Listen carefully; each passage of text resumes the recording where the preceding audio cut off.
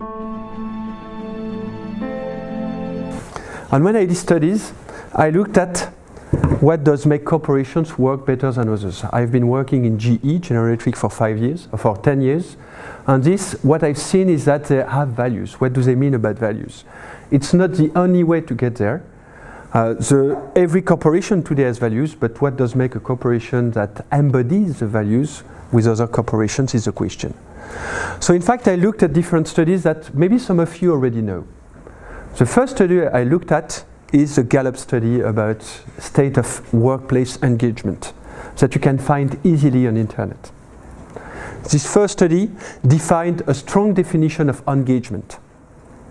And they say that worldwide, from 10 to 15% of people are really engaged. Really engaged, it's not only that they work a lot, because a lot of people work a lot, but it's in addition that they are really passionate about their work. And then when a problem occurs, they go beyond that. What is interesting is that it varies different countries, so you can see that. In France, for instance, it's 11% of engagement. In Norway, it's around 20%. So a difference in culture also. But what is also interesting to see is that they have defined two other categories, which is not engaged and actively disengaged. And the actively disengaged is 25%. And these people are just spoiling the work of the engaged people. If you go at the executive level, the level of engaged people is only 20% and no more, with this definition of engagement.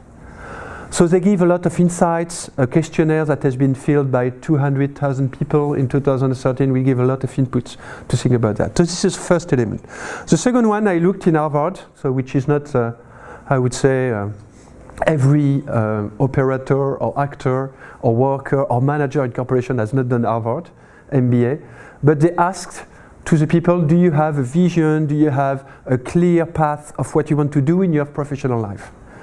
They did this study in 1980, and they had 3% of the people who defined clearly what they wanted to do with their life, where they wanted to head for, and what was important for them to achieve. And they did the same study 15 to 20 years later. The 3% of the people who had this clear vision, goals, and what they wanted to do achieved 10 times better salaries than the others in average. So in the US, success is based on money. So it's a good indicator to say the people who know what they want to do, when they come in Harvard, they rated 3% of them, are really changing their lives. In addition to that, you have some global transformation. My passion is about transforming. It can be an IT transformation, a digital system. It can be a cultural, such as a lean, such as a marketing, a new market, such as merging two companies, whatever. You have a cultural transformation. In this case, you have 70% of these programs that do not achieve their results. 70%.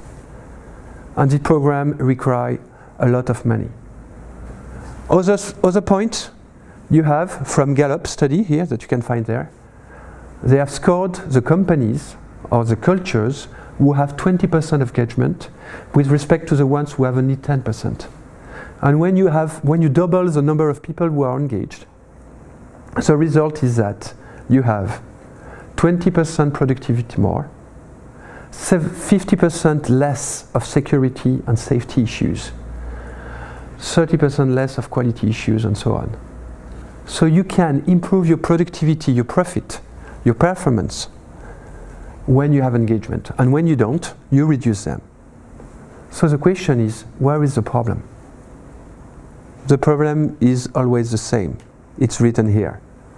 And we will see that with the three colors we've seen in the trilogue, and that I wrote in parallel with different colors. So I will explain the mapping of the colors. You don't have an alignment between the top and the bottom. Either if it's in an individual person, which means you do have a vision, but the actions you do every day are not congruent or consistent with your vision. Or inside a company you have the same issue, the board, the executives have a vision, but on the shop floor, operationally, you don't see the link between both. So if you manage to align a person within himself, and the organization from top to bottom, you will have drastic changes. And that's how the model emerged. So you see I put a blue in the first center where we could put from the diversity icebreaker a green. So let me define this quite briefly. First, we have physiologically, biology, we have three brains. So we have this brain here, which is splitted, what we can say symbolically, in three brains. The neocortical brain, which is the most advanced here, which is thinking. Then we have in the middle of our brain, the limbic brain, which is managing the emotions. And then below, we have, with the spinal cord, what we call the reptilian brain, which is performing activities in autopilot mode. But we also have three brains in our body. The first one is in our head. The second one is our heart. And if you look, for instance, for the brain, 100 billions of neurons. That's a lot. The heart has only 40,000 neurons. But it generates an electromagnetic field which is 1,000 times more powerful than the brain, which means that it regulates the whole body from the heart. It has been measured. There are whole studies on that.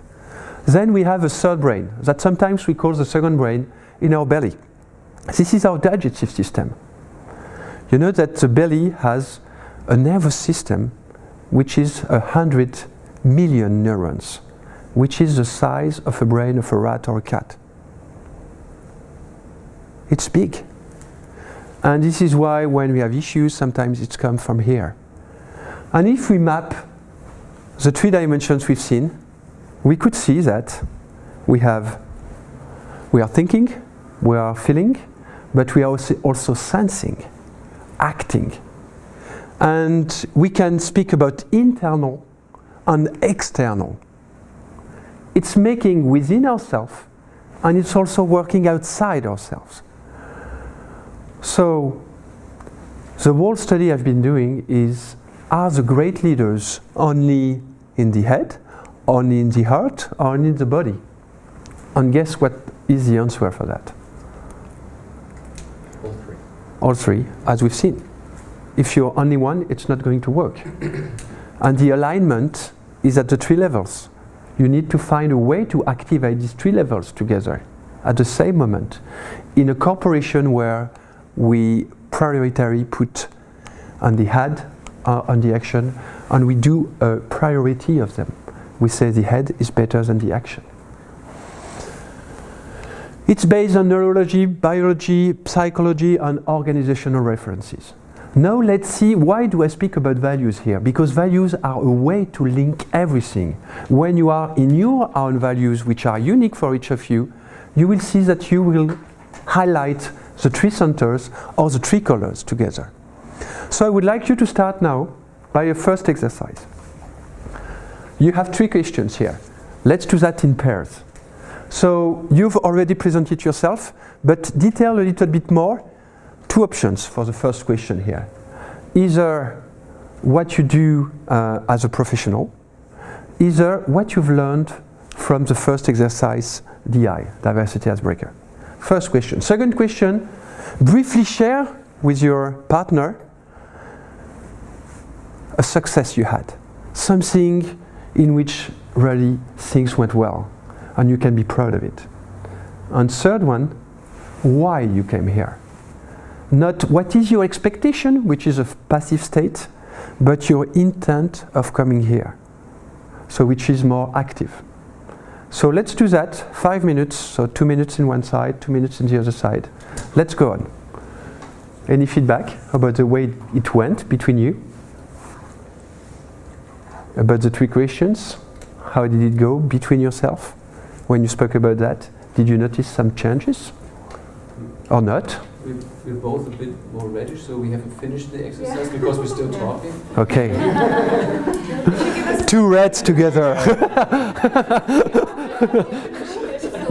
But it doesn't help giving them more time. Come on. Okay. Where did you stop, by the way? We're missing the one. Half of the second. Yeah, you're in the middle, sharing how you experience together. Okay. Yes. Yes. The number two is more the emotional one? Yeah. and the last one is more the why one, why you are here. Exactly, yes. It's where you get to know each other. Okay, and so now it's the difference of this conversation with the one before is, from what you share, these two groups at least, much deeper than before. We are not used when we meet with people to speak like that. It's more the red dimension. And you can go there to the green dimension. Let's take the colors that we have been working with up to this morning. This is why we are here. Where do we go? So it's more, but how do you go from there to there? I want to share with you a video that I'm using a lot. It's a TED video that maybe some of you know. The name is Simon Sinek, is a famous marketing specialist in the US. The number of views is above 10,000 million. So it's one of the top TED view. Let's look only at the first 5 minutes, because a lot of people have seen it. However, from seeing it to embodying, there is a difference, and all will be based on that.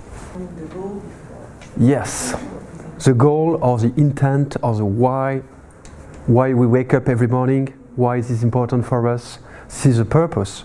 It's getting higher and higher and higher, and there is no end in that. Do you see such a why in great leaders? In Gandhi, for instance, in Mandela? Do you see what is their why? Can you see that in Steve Jobs also, for instance? Do you see your why? Would you like to find your why and to embody it more and more? There is a way to get there. This is your values. Your values is your why. And do you understand now the 3 questions? The way I ask you to present yourself is to start by your what, then your how. How did you perform well? So on a positive history. Then why was this important for you to have this success? And why are you here today? Some of you, when you presented yourself this morning, you explained it well. But the way we present ourselves naturally, either if it's here or in a meeting, in a project, whatever, we start with the what. We are here to do that. Let's start a little bit with the how we do that. But if you started with the why, how will it be? We started with the why with John. We said we are here because we want to be stronger in cross-cultural and go higher with corporation transformations. It's really our why. This is where we can work together when we find together our whys. Whatever we do it at home, we do it at work, we do it in different states. Our why is everywhere when we are aware of it. So there is a science to get to your why. And this is what I want to share with you. This science has been discovered, well, let's say that they discovered it, maybe it was older than that, by the Greek philosophers more than 2,000 years ago. So it has been proved that it's right. This science is called the axiology or the teleology, finding your telos, which is Greek, in Greek means your purpose. And this science states that we all have here a scale of values which is different from each other. We are all unique. So when I started 3 years ago in Alstom transformation with all the executives and the VP in the room, they told me, but Mr. Durnez, how can you prove to us that your approach is going to work? We have so many different cultures in different countries. I say, it's because everyone is unique. Everyone is unique that is going to work. And this phrase changes everything with them. They wanted to go for this reason, because it was not putting people into boxes as we've seen. It's to go beyond the colors. When we know the colors, to go beyond the colors. Here, when you find your values, your way to express from your values will be different. So you all have a scale of values. You have top priority values and you have low priority values. When you are in your values, you're thrilled. You have more energy. You are willing to think about that, to act about that. And your values are expressed in every area of your life, either at home or at work. How can we describe that? Our values are driving us towards our goal or telos, our objective. We all have here a telos. That may evolve over life. When we are 10 years old, it's not the same as 15, 20, 30, 40. When we become parents, our top values change. The first time that my wife here was pregnant, I noticed a lot of pregnant women in the street. Before I did not. Which means that our values are our attention. What we perceive are filtered by our values. So you will perceive better that fits within your values that less. Then second, you will memorize or use your capacity of retention what is within your values. That's direct. So if you don't remember all people's name, as some other people do, it's okay. It's just that in your top value, it's not in your top values to memorize other people's name. And then your intention is based on your values. The last point I want to say about that is that your values are not the society's values. Most companies say, such as the banks, Societe Generale and so on, team spirit, team mindset. Well, maybe you don't have team mindset as one of your top values, and this is okay. But if you subordinate to these values and to say that you have to be like that, you just neglect your own values and your way to go, and you will not perform as well as you will go to your values. So which means that most approaches in companies that I've seen today about values, how are values determined in companies? You do a work with an HR consulting company, which is doing that very well, with the top executives. Then there is a collaborative way to share that within the corporation, and it's going up. And finally, the executives are deciding these are the values, because we are executive for sure. Then how is this decline? We ask to all the employees to behave accordingly to the values. However, have we told them the way that they can relate their own values to the corporation values? If you don't do that, people won't fit into it because they don't find the words and the way to behave toward that. Because whatever you do, if you put the right effort, you can relate your own values to anybody else's other values. And we will see that all communication is based on that. If I can speak from my values into your values, you will understand me and we will share something. So let's move forward towards the process to determine your values. So it's also a questionnaire in English. I have also it in French, but here it's written in English. Thank you. Here it is. So you have 6 questions here. And the way the questionnaire is working, so you have at the top the field questionnaire with the questions, and at the bottom you will be able to fill in with 3 answers. Let me explain you how this science works. From the Greek philosophers, they say that your life demonstrates your values. So if you spend some time doing that, if you do, you speak a lot about that, if you think a lot about this topic, which this means that this topic is relating to your values. Even if you dislike doing it, consciously or unconsciously, you are doing something that is close to your values. So here we have 6 questions. The detailed process in the book and also on my blog that you can download is listing 13 questions if you want to deep dive it. And it's speaking about your space, your time, your thoughts, your discussions, your most energy and your money. How you're using your money too. And when you list the answers to this question and you relate all the answers, so you may have up to 18 answers. If you find only 2 answers to a question, that's okay. When you relate and you find the common bridges between all these questions, the most frequent answers are your values, your top values. Okay, let's start. I will start with the first question. I prefer speaking about that because it's always better to give you examples. First question is about space. If you speak about your personal space, either it's at work or at home. You know, it's a space, it's an intimate space. You don't like that somebody else comes and changes things for you. You hate that. So it may be at your office, it may be a table, it may be your bedroom. What do you have in this space? Do you have pictures? Do you have books? Do you have clothes? Do you have a computer? So you write what you have, but you don't stop here, because the what you have is only the what. It's not yet the values. The question I have behind is, what does this what represent for you? If it's a book, what is this book speaking about? Is it speaking about leadership? Is it about travel? If you tell me travel, what does this represent for you? Freedom? Okay, you write freedom, for instance. So do the same. If it's clothes, what does this clothes represent for you? Is this image? Is this feeling important? You write feeling important. You see? Do this process, what, how, why, for each answer you have for this first question. So first question, what do you feel in your space? It may be at home, at work, in your car. It's a space where you hate that other people, children, colleagues, your boss, comes in, your wife, your husband, comes in and changes things. Because these things are your own extension. So your values are inside these things. For myself, I have a lot of books in leadership, which help me to transfer leadership. I have also my computer, very important. I hate when my children are touching my computer.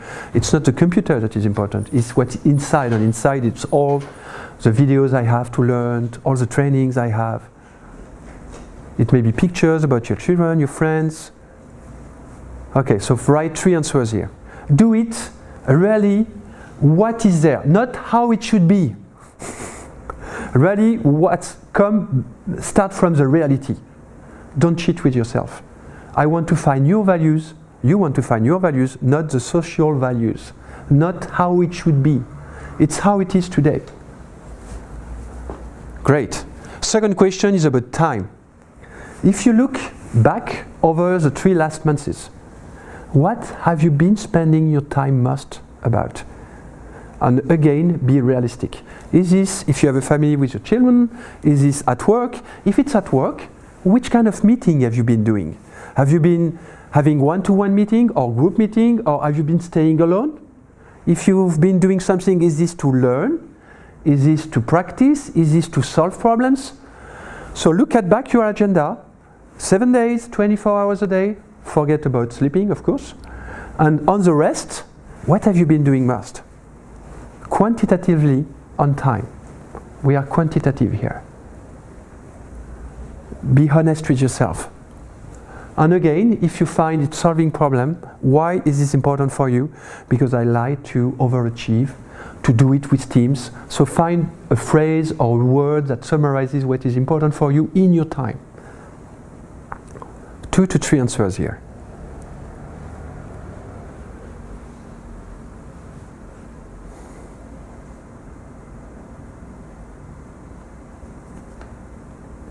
Okay. Let's move on to the third one, about your thoughts. So we have about 60,000 thoughts every day. So I'm not speaking about these 60,000 thoughts. There are 2 types of thoughts I'm not speaking about. You know the thoughts, I have to buy the bread for tonight. This is very superficial ones. And I don't want to speak about also very idealistic thoughts, such as I want to travel around all my life and to do nothing on the sun, on the beach, and do nothing. No, I'm speaking here about your most frequent thoughts that you are speaking about, that are turning around in your head, that are progressively coming true. For instance, if you want to build something, to have another role in your company, to build a new house, to socialize with different people, and you are thinking about that all day long. Look back on what are your most frequent thoughts. What are you thinking most about? And again, don't say, I should think about my children, and I'm not. Forget that. What are you, when you wake up in the morning, what are you thinking about? When it's 10 a.m. at break, what do you think about? At noon, at lunch, what do you think about? Come back to every day. Be honest with yourself. What are your most frequent thoughts? Again, this is your identity. Your top values are linked to your identity. The more you will express it, the more you will be able to relate to other values.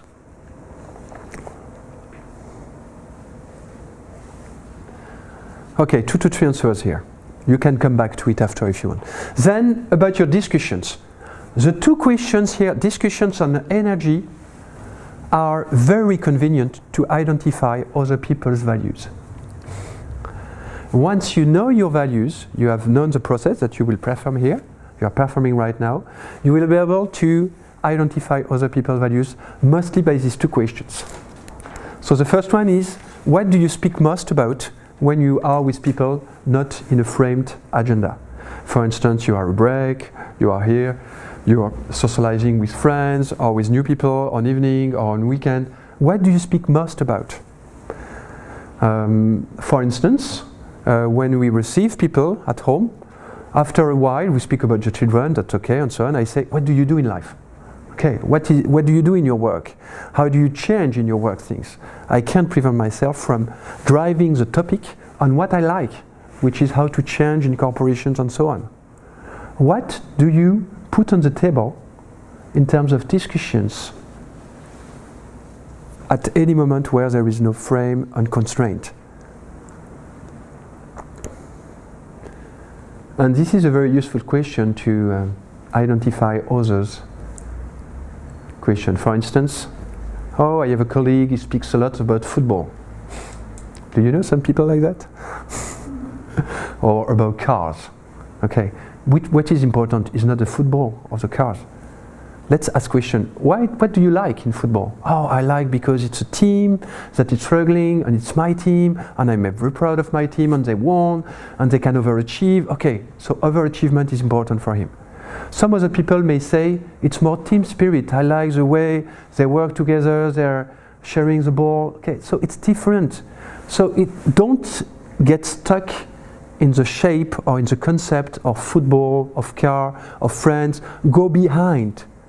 What the person is looking forward behind that. You will find the value. You will go from the how to the why. So each time you have cars or football, why is this important for you? Or clothes, or learning, or traveling, it's for freedom and so on. Because if you think all your life that you will be happy only if you have football, you're wrong, at least at work.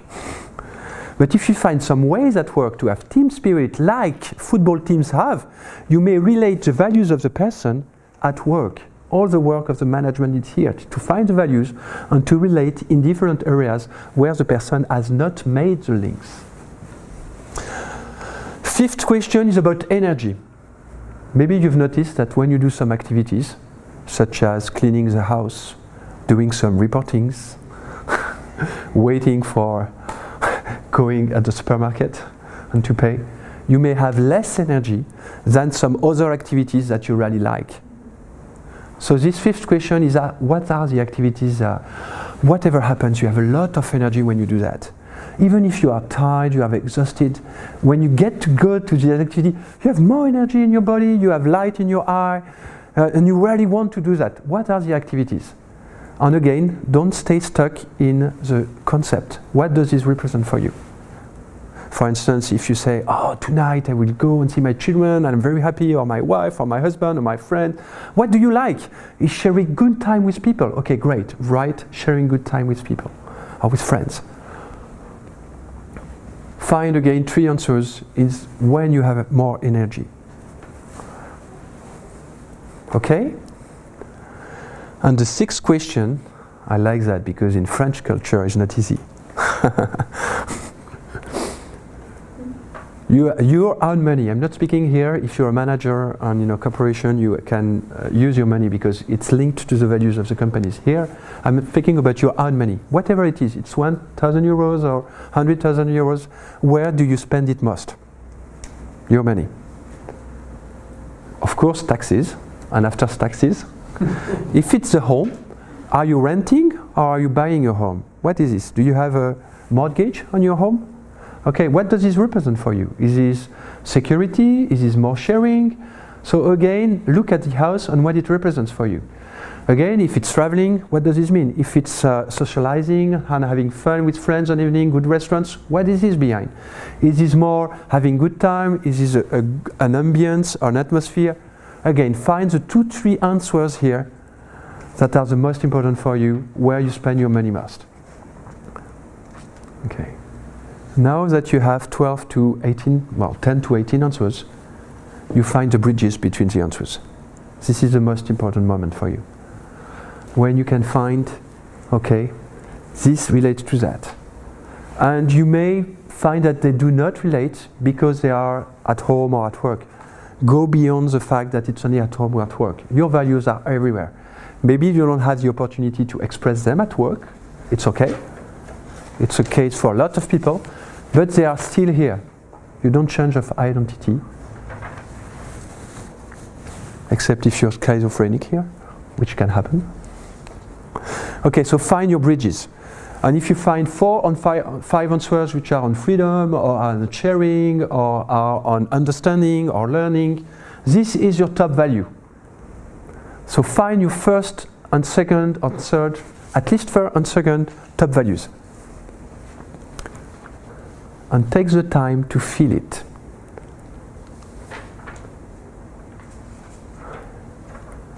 So make links, bridges. Who has found one's first value here? Raise your hand. First person, okay. How does it feel when you think about that? See yourself experiencing it. It's great because I kind of knew what Yes. but this makes it very clear. Yes. We have the names. You say that. Yeah. And after, you can anchor it. You add an image. You can do a values dashboard. You can add a phrase. And if you relate every day to activities to these values, even if you do 30 minutes or even sometimes 5 minutes in your values every day, that's enough for a good day. Do you feel that? Exactly, yes. Okay. Who else has found this one's first value? Okay, I need at least 50% of the team here. Yes, exactly. What can you say about yourself when you read that?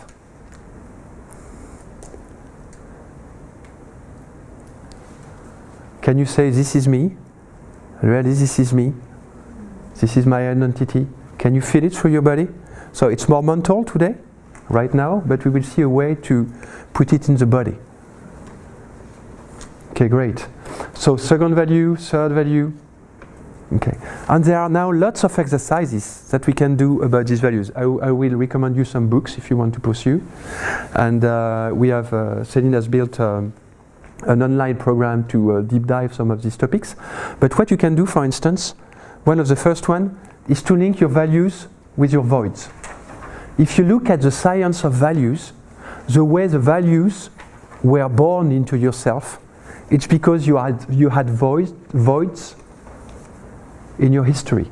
For instance, how many doctors or physicians are people who had in their family when they were young people with health issues? Lots of them, consciously or unconsciously, became doctors because of that. Same for sport people. A lot of them were saying that they perceived, from their standpoint, that they're not strong enough or not healthy enough in their body, so they wanted to be sportsmen people. Okay? So we had voids. And today you have voids, I have voids, we all have voids. And you can reduce your internal conflicts or internal alignment by a first step, which is listing your biggest void. So let's do that now. You don't have to say that to me, of course. You will keep that for yourself, like for your values. So let's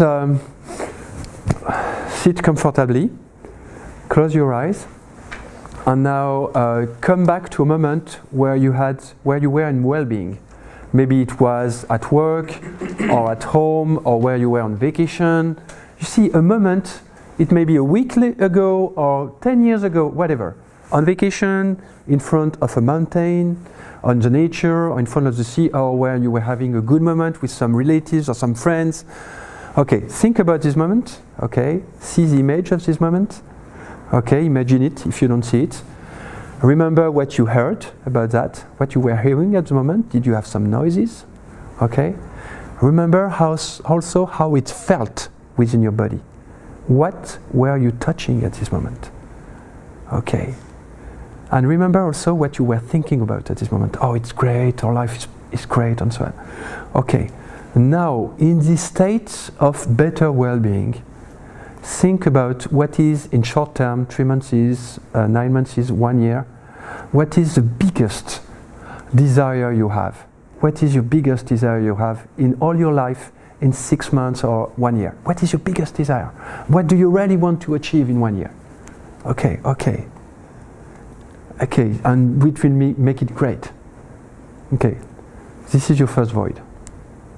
Now, think about what, if this desire is achieved, what is your second desire that you really want to achieve? It may be in another area.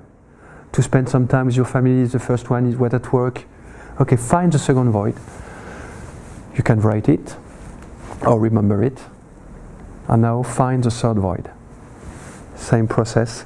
If the first void is achieved, the second one is achieved. For instance, the first one, maybe I want to change in terms of job activity. The second one, spend more time with my family. What would be the third one? Get more money. Okay, it's okay. Write your 3 voids on the right or on the left, and write your 3 top values on the right. Do they relate or not?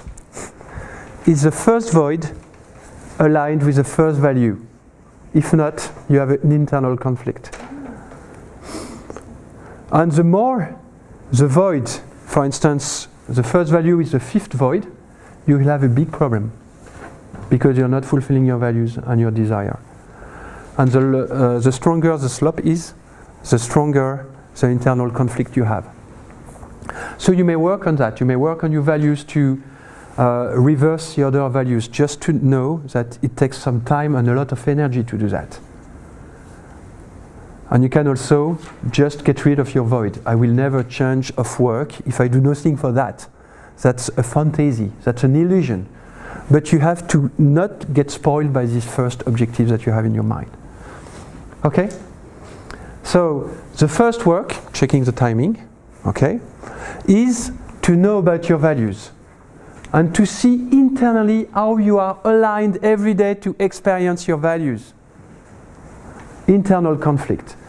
The second exercise I do is, when do you experience your values every day? Today. How much of the time you have the feeling to experience your values today?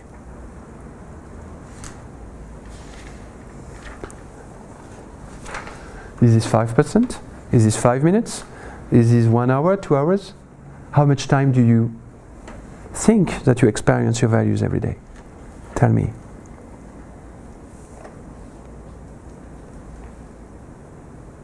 No answer? Can you repeat the question? How much time, which proportion of the time, of the day, you think that you experience your values on the day, consciously? That you are thinking, yes, this is really what I want to experience. Just get a number. 5%, 10%, 0%, 100%. It's for yourself. Just know that when you experience more your values, you will have more energy, you will be more involved in discussions, your time will fill in with more energy, and your space will be more purposeful and meaningful. Okay. Let's move on now. Remember the 3 centers? Externally, your why may be here. Your how, the way you get into relations with people, and the what is what we do. Remember the 3 colors: green, red, and blue, okay? Internally, it's different. When you feel your values, they're coming from your guts. When we speak from here, we speak from our belly, and we have a voice that changes. I can speak from my head. You can hear that. I can speak from my heart, but I can speak from here. When you do some singing, which I've done for 10 years, they are speaking a lot about the 3. We have 3 resonators in our body, and we have 3 centers. The first one, we are speaking from the nose here, which is the center of the head. The second one, we are speaking from the throat, which is very close to the heart. And the third one, we are breathing from here, and we are speaking from here. And if you really want to embody your values, it has to come from here. There is no other way. Have we been educated like that, by the way? No, we've been educated as an engineer, I know that well, that here is the most important. Always the most important. This is following. As in corporation, when we say this is the executive team, this is the management team, and this is the operations team. So this is more important than that. No. We have to find the alignment between this. And if executives work that and operational work that, you can really find the right way to get there in a corporation or in a team. You see the idea. What does this open? When you relate your head, your heart, and your body, some people put hands here so that you have 3 H's, 3H. You can go back to your resources because you connect back to your body. I'm not telling you to do meditation or so on. If you like it, do it. If it helps you, do that. I do some exercises like that because it helps, but it's not mandatory if you come back to feeling into your body and not only thinking. However, Kahneman, maybe some of you, the psychologists who had the Nobel Prize about System 1, System 2, he works on the way the thinking process and decision process is working, just has been proving that we are not thinking with our head. Our head is just explaining logically what we felt and decided within ourselves immediately. And sometimes it can change, but very rarely, in fact. So now let's move on communication, and we will practice an exercise on that. Who here has heard about nonviolent communication? Okay. What is nonviolent communication? Could you describe it? So nonviolent communication is a communication developed by an American psychologist, Marshall Rosenberg. We did a lot of activities to have opposite sides, such as Israel and Palestine, or gang warfare in Chicago, to speak together. Yes, if you want to speak about? I'm not sure it's really that, but it goes in that direction. It's when there's a problem, instead of saying, you did this to me, yes. You talk about yourself, you say, this is how I felt. Yes. When you did this, instead of putting the negative on the person, on the identity, you talk about the behavior. Yes. You say, when you do this, this is how I feel. Yes. So it's less aggressive. Yes. And the person doesn't exactly. Even they say not to use the you. I felt like that when this happens, because otherwise the other person may feel and be violent again. It's non-violent for that. You see what you say? In fact, somebody else wants to speak about that? It's getting from the facts in the mind to the how I feel and what is my need. Why I need to speak about that. It's coming from the head to the heart, how I feel, and then you are vulnerable, but you are not weak. It's a strong difference, and going to your need. What I really would like, it's my purpose, my meaning. I would like so that we could exchange together, we could discuss, we could work forward together. That's exactly it. And for me, this is what I call the active listening first, and the fair words then. Let's start with the active listening. The active listening, when somebody speaks, when you listen from their values, you don't listen to their words. You start listening to their emotions. You know in the voice, we know when somebody is emotional. We can feel the emotion. But behind the emotion, we have the values. So you can get from this person, when you listen to this person here, you can get from his words, his feeling, and his voice, or his values. So which means that your energy or your attention, your consciousness is not here, but it's more here. Because if you want to listen to the values of the other person, you cannot listen with your head. It's not possible. You just get words. But if you listen from your belly, if you have worked on your values, and every day you feel more your values, you will be able to feel the values in other people. Exactly. What does this sound for you? Am I speaking Chinese? Or does it tell you something? Okay, do you feel that? How do you feel that? Do you have moments where you remember that you have felt something different inside people? For instance, when you spoke, just the exercise before, what you do, what were your success, how did you succeed, and why are you here? Can you start feeling the difference when people speak from here or there? Okay, today we are doing a workshop on organizational transformation.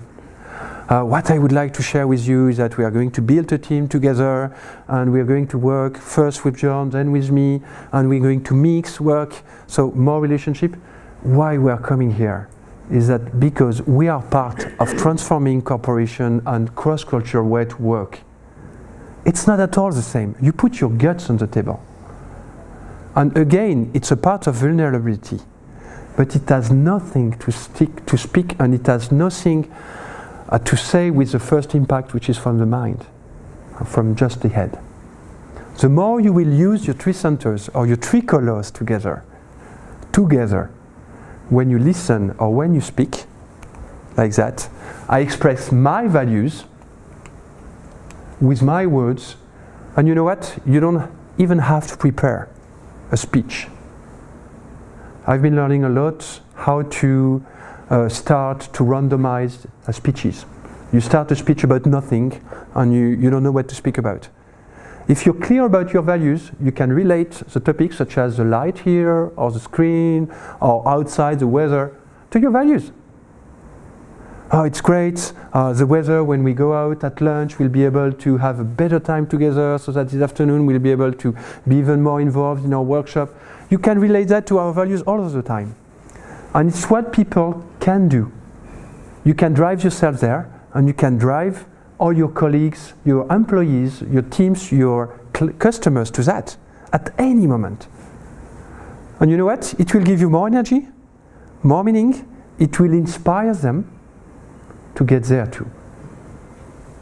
And you have the process to get to your values. And I found that this symbol, the Moebius ring, is infinite in this way. We enrich your values, and I enrich my value.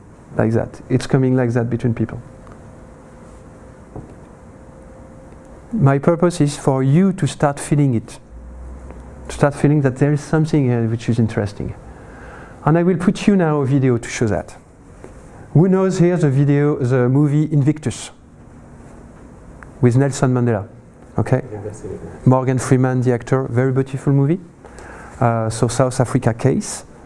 So if people tell me I have a lot of issues with my employees, I have labor unions against me, or I have another executive who is tough, well, let's speak about Mandela's case. He was just elected as the first black president, and they were killing each other, let's say the words, and he arrives in the White House in Johannesburg, by the way, Pretoria, in South Africa. And then he will see that a lot of the former presidential team is willing to leave. So let's see in 2 minutes how he uses both values, vision, and emotions to deal with this situation. Okay? Tell me what you feel. Not only what you think, what you see, but also what you feel here at the three levels. Do you see a difference in people's faces?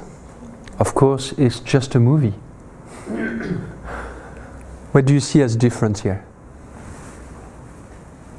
From the beginning to there? Yeah. Well, they were much more closed in the beginning. Yeah. Now, how are they? More. Yeah. What did he use to get there? What did you see in this sequence? I'm a bit blue, so I'm speaking about sequence.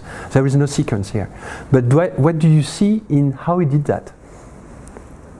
Well, first he brought their attention, saying you have the right to. Yes, exactly. It was a way to attract. To allow people to decide or not, they have the option, and they will not be criticized or judged, yes. It starts with what? When he comes in?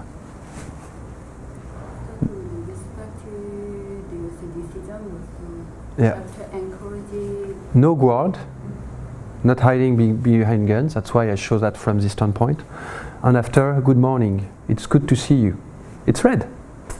First relations, emotion. It's good, and he feels. Let's ask red people. Was he sincere when he said that? These people can say he's sincere or not, whatever. We can all say that. Let's say that red are more aware of that instinctively. Then what did he say? So he's here, he starts there. After, what did he say? I can't help noticing the empty offices and the packing boxes. He's here. He gives facts. Okay. Then what does he say? I need your help. He's speaking about these voids, and the voids here is there.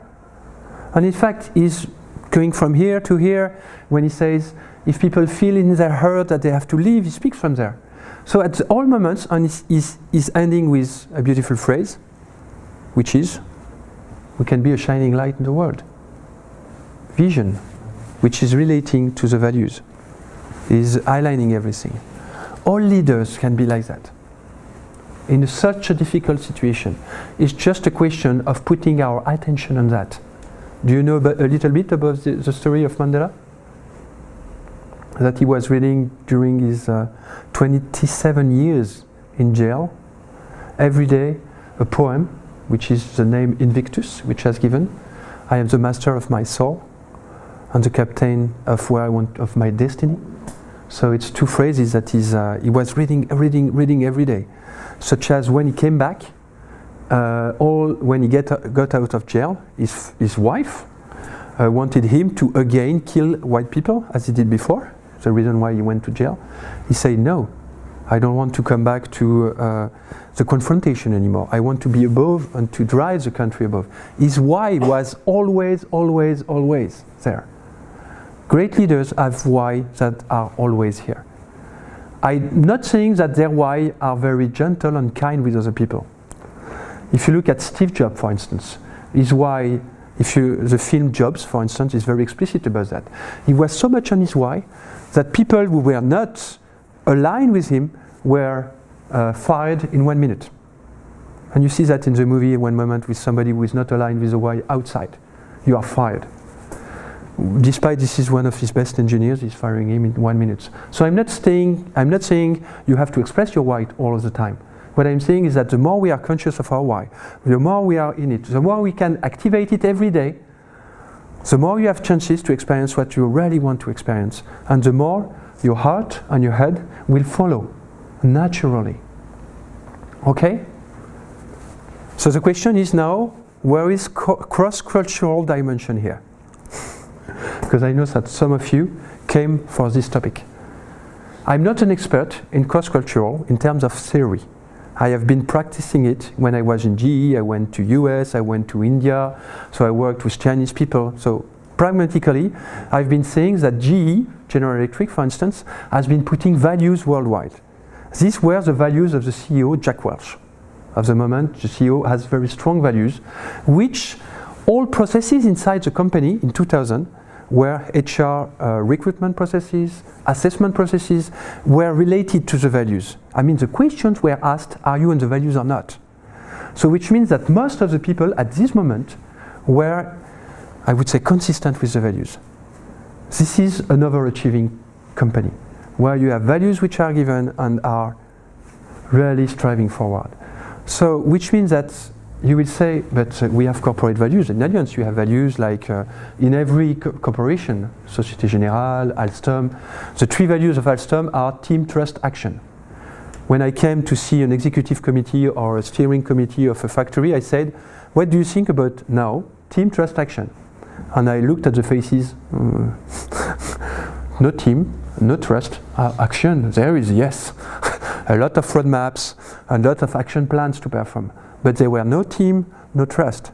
There were some, but they did not feel it with the corporate headquarters because there were competition and there were difficult situations about some companies. So the whole topic for me is here. Yes, we have values. The most important is that our employees at every level do embody these values.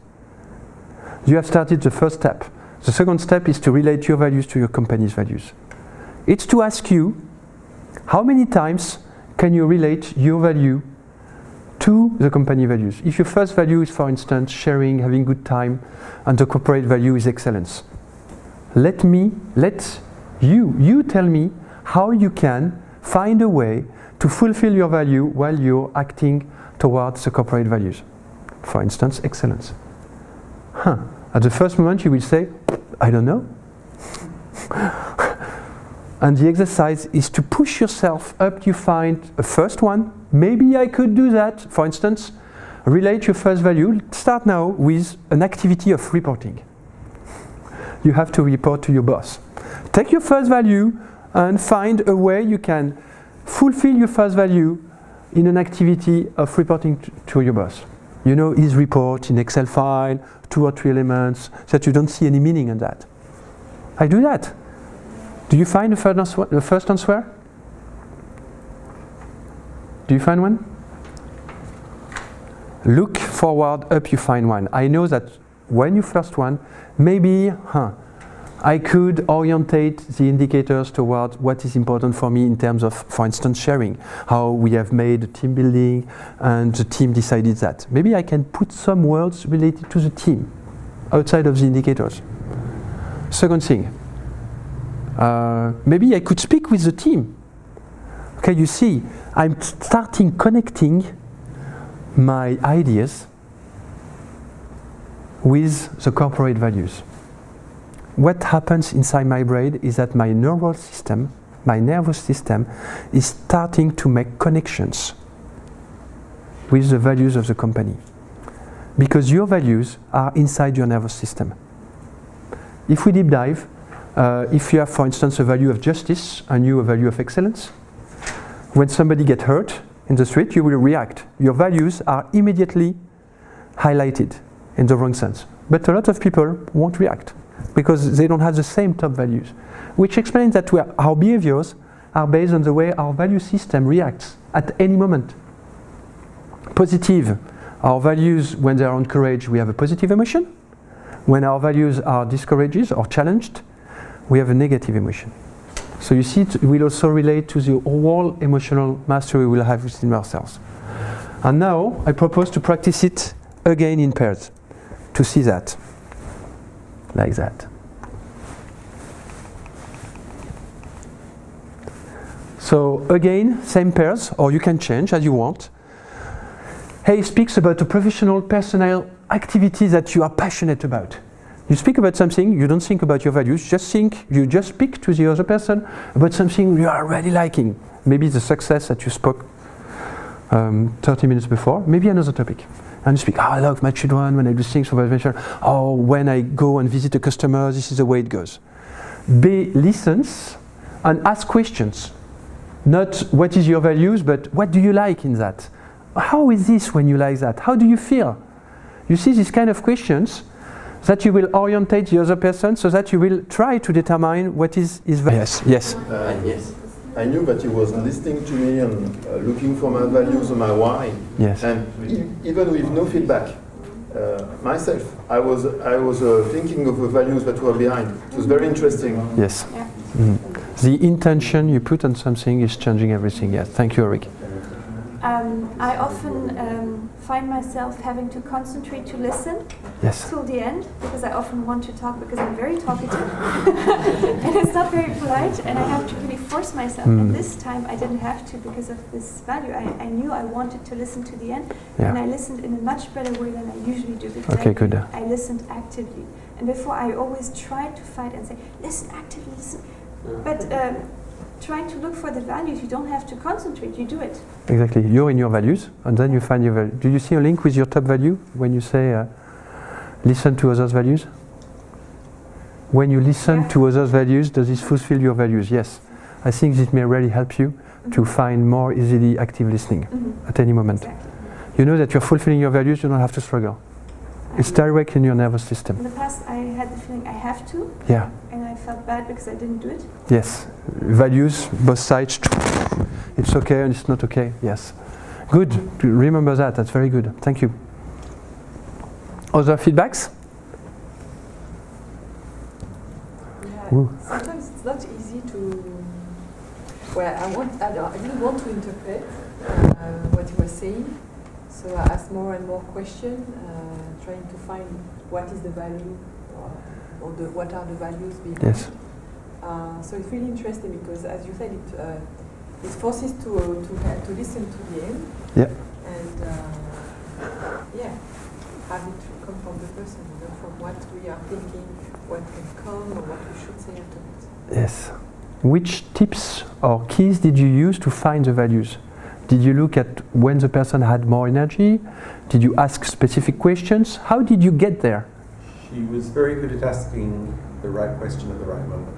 She didn't have an easy task because I'm only, I think, 17 or 18 on the red. That's kind of easy. But she let me say what I needed to say, and then when it wasn't quite clear, I think, in moments, because I can be a little bit evasive in what I want to say, she got the right question. Okay. Did you feel within yourself that you felt your attention going deeper when she asked this question? It forced me to think a little bit more about those things. It's not an exercise that I find easy with someone I don't know, to be honest. Yes, you're mostly here. She had the easiest candidate for that. But I thought she was asking good questions to get to the motors or the drivers behind the very strange situation I developed with. Let's stop it here. Okay, thanks. Thank you for sharing that. Okay, somebody else wants to share about the keys that you've highlighted to describe, or to determine, or to identify, or to feel. Sometimes you don't have to think, you feel these values. You know the moment where the person is in or not in. You know when she's present or she's not present. When she's speaking about something that she's passionate about or not. You can feel that. About emotions, Daniel Goleman will speak a little bit about this afternoon. It's one of the two workshops, or two topics. It's about emotional mastery. So it's Paul Ekman, who has, you know, the movie Lie to Me, the American movie Lie to Me.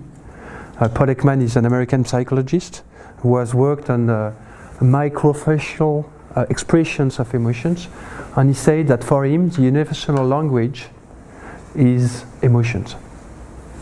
Even if in different cultures they are not expressed the same way in facial, he quoted that they are the same expressions in the face. So we have the same emotions inside.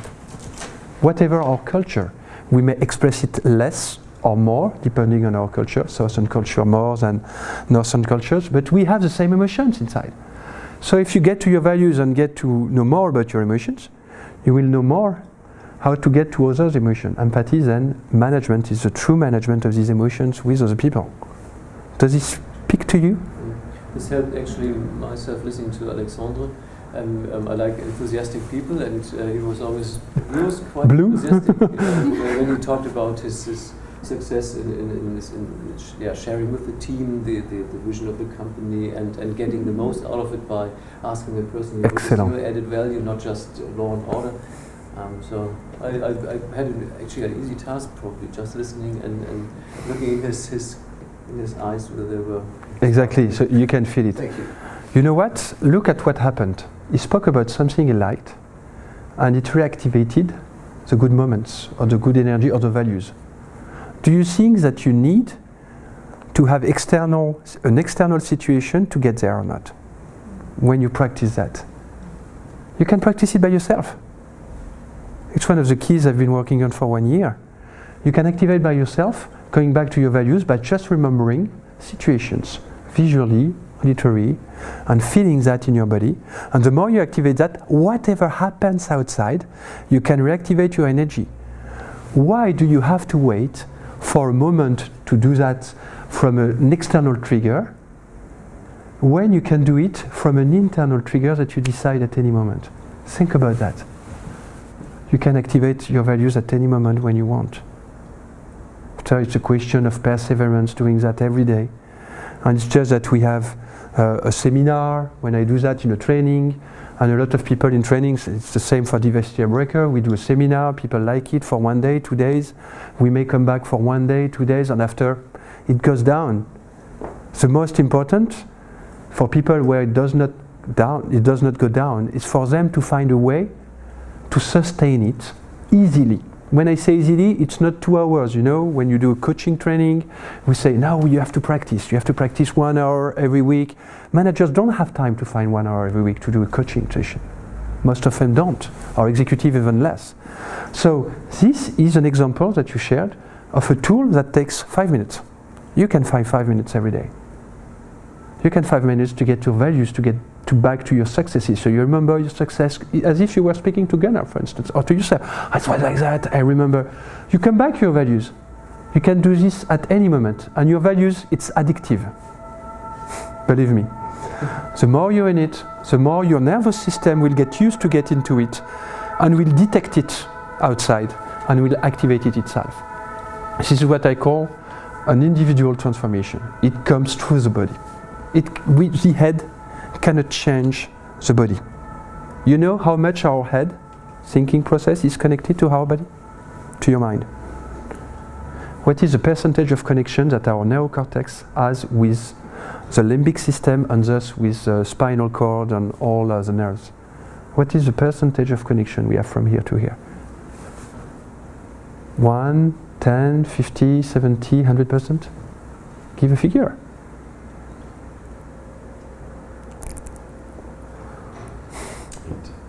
Eight. 80? No idea. It's 5%. Let's take the example that you like chocolate, but you know that chocolate is not good. I say that because I like chocolate.